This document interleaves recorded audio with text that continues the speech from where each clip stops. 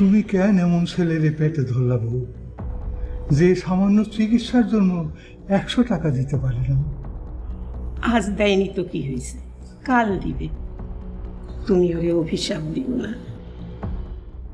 নিয়ে যেতে চান? জি। আরেকটু ভালো করে চিন্তা করে দেখেন। কেন? পরে সিট দেওয়া মুশকিল হবে। আমাদের বৃদ্ধাশ্রম খুব নাম করা, তাই চাপ অনেক বেশি। আপনাদের মতো নামি দামি লোকেরা তাদের বাবা মাকে আমাদের ঘাড়ে গছাতে পারলেই বাঁচে। তাই পরে আসলে আর জায়গা দিতে পারবো না। না, আমরা যেরকম টাকা পয়সা দিয়ে যাচ্ছিলাম দিয়ে যাও। আমরা কিছুদিনের জন্য ওনাকে নিয়ে যেতে চাচ্ছি। আমার ননদ চলে গেলে আবার আমরা ফিরিয়ে দিয়ে যাব। আপনার ননদ একটা জিনিস, যেমন তেজ তেমন ঝাল। একটা বিয়ে দিয়ে দেন, তাহলে শ্বশুর শাশুড়ি কি জিনিস সেটা টের পাবে, যেমন আপনি পাচ্ছেন। জি। কোথাও গেলে তাদের অনুমতি নিয়ে যেতে হবে, আবার ফিরে এসে তাদের মান ভাঙাতে হবে।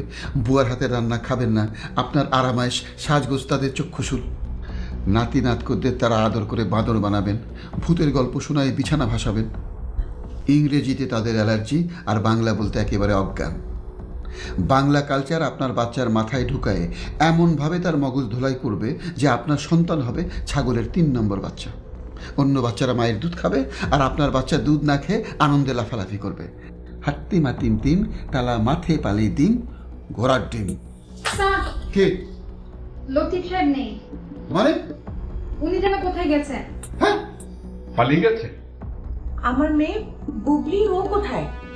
আসুন।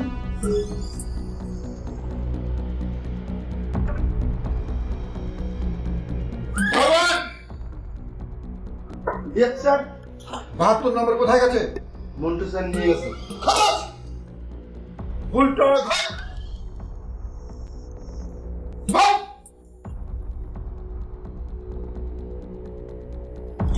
বলো সরেও সরেও সরেয়া।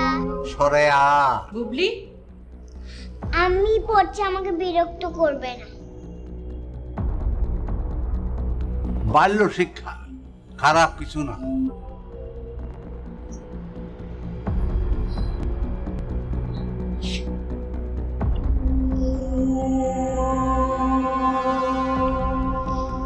এই তুমিও বলো, বলো সরেও সরেও সরেয়া। সরেয়া। রসই রস্যই দীর্ঘই দীর্ঘই। রস্য রস্য দীর্ঘ। দীর্ঘ।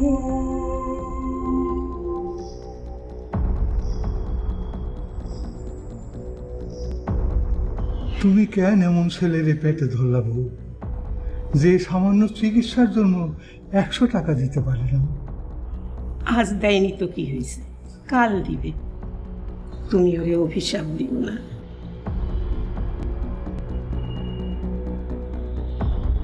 ঠিক আছে, দেবো না। তুমি আমার মাথায় একটু হাত দাও, ডাক্তার লাগবে।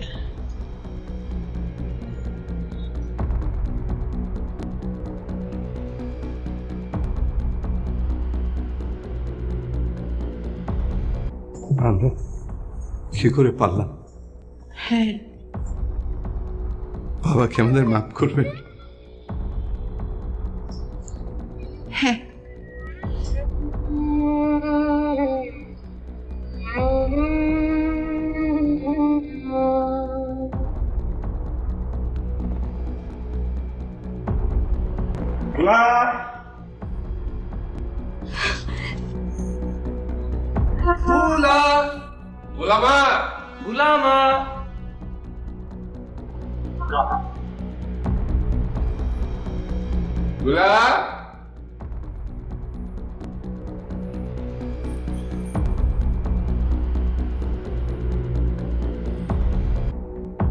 বাবা,